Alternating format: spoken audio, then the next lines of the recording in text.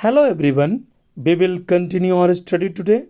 Students, today we will learn the earth in the solar system in geography. आज हम लोग geography में अर्थ in the solar system के बारे में पढ़ेंगे। इससे पहले मैंने एक वीडियो डाली है, आप उसे ज़रूर देखें और अपने नॉलेज को इंक्रीज करें। Okay, I will explain you both English and Hindi. So students, don't skip the video, watch the full video and take a lot of knowledge. Okay, आज हम लोग इस टॉपिक में जानेंगे मून के बारे में। हालांकि मैंने उस वीडियो में भी मून के बारे में मैंने थोड़ा बहुत बताया है, आज मैं आपको इसके बारे में विस्तृत बता रहा हूँ। Okay, the moon, the earth natural satellite. Moon को हम लोग क्या कहते हैं? पृथ्वी का वास्तविक सैटेलाइट कौन है?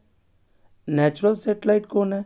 तो वह है moon. Okay, its diameter is 1/4 of that of the अर्थ। इसका डायमीटर कितना है? 1/4 है। इसे भी आप गौर करें, इसका डायमीटर कितना है? ये अक्सर पूछा जाता है एग्जामिनेशन में। Okay, it appears so big because it is very near to अस।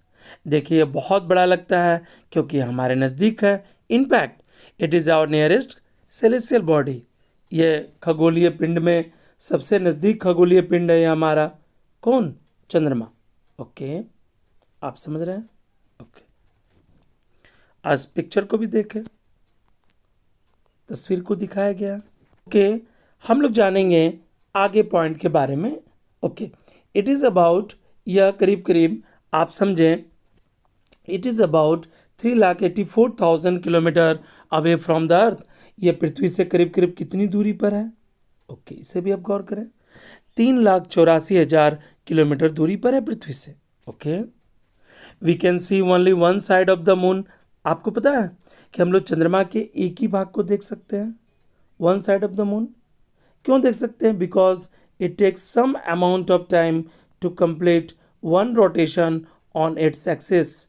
क्योंकि इसे रोटेशन करने में अपनी धुरी पर समय लगता है, amount of time to complete, and revolution around the earth. और यह पृथ्वी के चारों ओर चक्कर लगाती है। Okay, moon takes 27 days to move around the earth. कितना समय लगता है? यहाँ से भी क्वेश्चन अराइज हो सकते हैं। 27 डेज लगता है मून को अराउंड द अर्थ, पृथ्वी का मूव करने में। Okay, there is no atmosphere in the moon. आपको पता है ना कि कोई एटमॉस्फेयर नहीं है। जैसे पृथ्वी पर एटमॉस्फेयर है, पृथ्वी पर ऑक्सीजन है, पृथ्वी पर फ्लोरा एंड फाउना है, लेकिन मून पर कुछ नहीं है। So there is a big variation between the day and the night temperature. बहुत बड़ा अंतर है रात और दिन के तापमान में। कहाँ पर? मून पर। The sunlight directly falls on the moon. आपको पता है ना कि सूर्य की रोशनी डायरेक्टली गिरती है चंद्रमा पर। सो द डे टेम्परेचर, जो दिन का तापमान है, इज अराउंड, आप कल्पना कीजिए, इज अराउंड 127 डिग्री। आप कल्पना कीजिए कि 127 डिग्री में क्या होगा। एंड द नाइट जो टेम्परेचर है वो -173 सेंटीग्रेड। आप कल्पना कर सकते हैं कि 127 डिग्री में क्या हाल होगा अगर इंसान वहाँ रहता है तो। और अब ये भी आप कल्पना करें कि -173 डिग्री सेंटीग्रेड में क्या होगा। Okay, it has no clouds. आपको पता है ना कि यहाँ कोई बादल नहीं है। ओके, इसे भी ध्यान दें, no clouds, no atmosphere, no rain, no water and no air. यानी चंद्रमा पर ना ही बादल हैं, ना ही वातावरण है, ना ही वर्षा है, ना ही पानी है और ना ही हवा है। The gravitational force of the moon. आपको गुरुत्वाकर्षण बल के बारे में बता दें कि वहाँ कितना बल है चंद्रमा पर। 1/5 दैट ऑफ द अर्थ, 1/5 जो है वो फोर्स है। क्या force? Gravitational force. Okay, the person who weighs 100 kg will weigh only 20 kg on the moon. देखिए, जो व्यक्ति जिसका वजन 100 किलो है वजन का, वो 20 किलो चंद्रमा पर महसूस करेगा। मैंने उसका वजन 20 किलो हो जाएगा। क्यों ऐसा होता है? The gravitational forces of the moon कितना है? 1/5 है। That of the earth. The first man to reach the moon and to walk on the moon was Neil Armstrong. Okay, आप इसे भी समझें. पहले व्यक्ति कौन थे जो चंद्रमा पर पहुंचे? नील आर्मस्ट्रंग थे. He set is the left foot on the surface. उन्होंने लेफ्ट फुट को रखा था सरफेस पर ऑफ द मून का at 10:56 PM ETT, European day time के अनुसार. इसे भी आप गौर करें. ओके, अब कब उन्होंने रखा था? टाइम तो आप जान गए, आप डेट को भी जानिए. तो on July 20, 1969. Okay, and at 2:56 तो आप जान ही गए IST. आप EDT जान गए, यूरोपियन डे टाइम जान गए. अब भारतीय समय के अनुसार 2:56 सुबह में IST, Indian standard time, on July 21, 1969. आपको पता चल गया. आप फोटो भी देख सकते हैं स्लाइड्स में नील आर्मस्ट्रंग का. Okay, the moon has no light of its own. आपको पता है ना, चंद्रमा के अपने प्रकाश नहीं होते हैं. No lights of its own. It reflects the light of the sun. ये किससे रिफ्लेक्ट करता है? सूर्य की रोशनी से चंद्रमा चमकता है. आप पृथ्वी से अक्सर चंद्रमा को देखते हैं चमकते हुए रात में. ऐसा क्यों होता है? क्योंकि चंद्रमा की तो अपनी प्रकाश नहीं है. तो जान लीजिए आप कि it reflects the light of the sun. ये रिफ्लेक्ट करता है सूर्य की रोशनी, इसके कारण चंद्रमा चमकता है. While moving around the earth the moon appears in different shape, size and position. आपको पता है ना कि जब मूविंग अराउंड द अर्थ, पृथ्वी जब मूविंग करती है तो चंद्रमा अपीयर्स होता है डिफरेंट शेप और साइज में. Okay, the position these are called phases of the moon. इसको हम लोग पेसेस कहते हैं. इस पोजिशन को क्या कहते हैं? Phases of the moon. We can see full moon once in a month. हम लोग पूरी चंद्रमा को कब देखते हैं? महीना में एक बार. This position of the moon is known as the full moon. इसे फुल मून कहते हैं. नाइट और पूर्णिमा हम लोग हिंदी में अक्सर सुने होंगे. अक्सर घर में भी हम सुनते हैं कि पूर्णिमा आ गया, यानी फुल मून आपको आकाश में रात के समय में नज़र आने लगेंगे. ओके स्टूडेंट्स, आपने ज़रूर देखी होगी पूर्णिमा में फुल मून को. Okay, you cannot see the moon a fortnight later. लेकिन फोर्टनाइट लेटर के बाद आप ऑफ पूर्णिमा, it is called new moon light और अमावस्या. अमावस्या जैसे ही आता है आपको चंद्रमा नहीं दिखाई पड़ता है. ठीक है. ओके स्टूडेंट्स, हम लोग जानेंगे do you know artificial satellite के बारे में जानेंगे. Apart from the natural satellite के अलावा there are the man made और आर्टिफिशियल सैटेलाइट भी हैं. Okay, an artificial satellite is a man made. जो आर्टिफिशियल सैटेलाइट हैं वो कैसे हैं?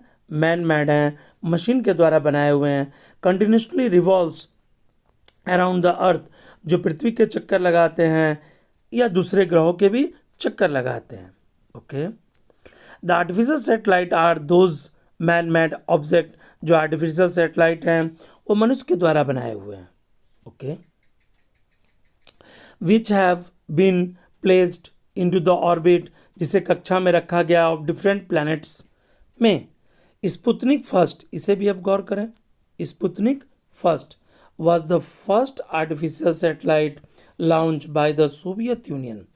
आपको मैं ये भी बता दूं कि पहला जो है आर्टिफिशियल सैटेलाइट कब लॉन्च किया गया था, तो सोवियत संघ के द्वारा किया गया था 1957 में. उसका नाम था Sputnik 1. Okay, since then thousands of satellites have been launched into the orbit. उसके बाद से बहुत देशों ने अलग अलग सैटेलाइट भेजना ऑर्बिट पर शुरू कर दिया. Around the earth Aryabhata, Bhaskara first 2, Rohini first 2, INSAT first 2 and 3 are the main artificial satellite of India. आपसे ये पूछा जाएगा भारत का पहला सैटेलाइट आर्टिफिशियल सैटेलाइट कौन था, आप बेशक कह सकते हैं कि वो आर्यभट्ट था। उसके बाद और भी सैटेलाइट्स हैं, रोहिणी है, इनसेट है, 1 2 3 और भी कई इसके पार्ट्स हैं। वो सैटेलाइट भारत के द्वारा लॉन्च किए गए। आपने स्क्रीन में भी देख सकते हैं GSAT-8 आर्टिफिशियल सैटेलाइट्स भारत के द्वारा लॉन्च किया गया। This satellites are of different types. ये सैटेलाइट्स अलग अलग प्रकार के हैं। They are used for variety of purposes. Common types include military. अब आप ये प्रश्न करेंगे कि इन सैटेलाइट का प्रयोग कहाँ कहाँ किया जाता है, किसके लिए हम सैटेलाइट उपग्रह को छोड़ते हैं। तो मिलिट्री के लिए, सिविलियन और अर्थ ऑब्जर्वेशन के लिए सैटेलाइट, प्रेजेंटली एजुकेशन के लिए, खास करके शिक्षा satellites are being launch to the promote the education. शिक्षा के लिए भी भारत सरकार ने बहुत से सैटेलाइट लॉन्च किए हैं। ओके स्टूडेंट्स, आप समझ गए। अब हम लोग जानेंगे ग्रहों के बारे में। मैंने इससे पहले वाले वीडियो में मैंने आपको 2 ग्रह के बारे में बताया था। इसके बाद बचे हुए पार्ट्स को मैं आपको समझा रहा हूँ। ओके, तो पहला है मार्स। इंपॉर्टेंट फैक्ट हम लोग जानेंगे मार्स के बारे में। यानी मार्स का अर्थ क्या होता है, मंगल ग्रह। Okay, it is also called red planet. यहाँ से अक्सर क्वेश्चन पूछे जाते हैं किस ग्रह को हम लाल ग्रह कहते हैं, तो मंगल को, मार्स को हम लाल ग्रह कहते हैं। अब आप पूछिएगा क्यों कहते हैं, because it is assume A brick like colour in the night sky. इसका ईंट के समान रंग दिखता है। आप रात में से जब देखेंगे दूरबीन से तब आपको यह समझ में आएगी। Okay, it spins on its axis 1 day. इसको स्पिन्स करने में अपने एक्सिस पर करीब करीब 1 दिन लगता है। Okay, it takes 687 days to complete 1 revolution around the sun. इसे करीब करीब 687 डेज लगता है कंप्लीट करने में 1 रिवोल्यूशन, सूर्य की चारों ओर परिक्रमा करने में कितना समय लगता है मार्स को, 687 डेज। इसे भी आप ध्यान दें। इसके 2 सैटेलाइट हैं, डिमोस और फोबोस। इसे भी आप गौर करें, कभी कभी एग्जाम में ये अक्सर पूछ लिए जाते हैं। इसे आप याद कर लें, आत्मसात कर लें। ओके ओके, तो आप पिक्चर भी देख सकते हैं किस ग्रह को हम लोग लाल ग्रह कहते हैं। तो यहाँ पिक्चर आप देख सकते हैं, मार्स का पिक्चर है। ओके, हम लोग जानेंगे जुपिटर के बारे में। जुपिटर यानी बृहस्पति। ओके, जुपिटर के बारे में जानिए। It is the largest planet in the solar system. आपसे ये भी प्रश्न पूछा जाएगा कि सबसे लार्जेस्ट प्लैनेट कौन है सोलर सिस्टम का, तो आप बेशक कह सकते हैं बृहस्पति यानी Jupiter. It completes 1 spin on its axis 9 hours and 56 minutes। इसे अपने एक्सिस को घूमने में 9 hours और 56 minutes लगता है। Okay okay, it completes 1 revolution. इसे 1 रिवोल्यूशन कंप्लीट करने में around the sun in about 12 years, यानी सूर्य की परिक्रमा करने में इसे करीब करीब 12 साल लगते हैं। It has 67 satellites. इसे भी आप गौर करें, इसे कितने सैटेलाइट्स हैं, इसके 67 सैटेलाइट्स हैं और 53 तो जो हैं वो कंफर्म्ड हैं और 14 जो हैं वो कंफर्म्ड नहीं है। ओके, आप समझ रहे हैं। ओके, हम लोग जानेंगे, इसके पिक्चर को देखेंगे किस तरह से इसका पिक्चर नज़र आ रहा है। ये जुपिटर का तस्वीर है, इसे भी आप गौर करें। ओके, हम लोग जानेंगे शॉर्टन के बारे में। इंपॉर्टेंट फैक्ट्स, यानी शॉर्टन यानी शनि ग्रह। ओके, यानी it is the second largest planets in the solar system. आपको मैं बता दूं कि यह सोलर सिस्टम का दूसरा सबसे बड़ा लार्जेस्ट ग्रह है। कौन? शनि। अब इसके पिक्चर को भी देख सकते हैं। Okay okay, it completes 1 spin on its axis in 10 hours and 40 minutes। इसे अपने एक्सिस को पूरा करने में करीब करीब 10 घंटा और 40 मिनट लगते हैं। Okay, it takes about 29 years, इसे 29 ईयर्स लगते हैं 5 months to complete 1 revolution around the sun. सूर्य का परिभ्रमण करने में, परिक्रमा करने में से 29 साल 5 महीने लगते हैं। ओके, इसके कितने सैटेलाइट्स हैं इसे भी आप गौर करें, तो इसके 62 सैटेलाइट्स हैं। 53 कंफर्म है और 9 जो है वो कंफर्म नहीं है। Okay, it has spectacular, okay, it has spectacular rings made up, ये एक रिंग्स में बंधा हुआ है अब ice and ice covered dust particles, इसे भी आप गौर करें। ओके, हम लोग जानेंगे यूरेनस के बारे में। यूरेनस यानी अरुण। Like a Venus it revolves from the east to the west. Venus के समान यह किस दिशा में चक्कर लगाता है? ईस्ट से लेकर वेस्ट की ओर। Okay, it completes 1 rotation on its axis 17 hour 40 minutes. इसको कितना समय लगता है? 17 घंटा 14 मिनट लगता है कंप्लीट करने में रोटेशन को। Okay, it has 27 non satellite, इसमें 27 जो सैटेलाइट हैं उसका पता अभी तक लग चुका है। It is one of the coldest planets. आपसे ये भी पूछा जाएगा कि सबसे ठंडा जो ग्रह है वो कौन है, तो आप कह सकते हैं Uranus. Okay, it takes about 84 years to complete 1 revolution.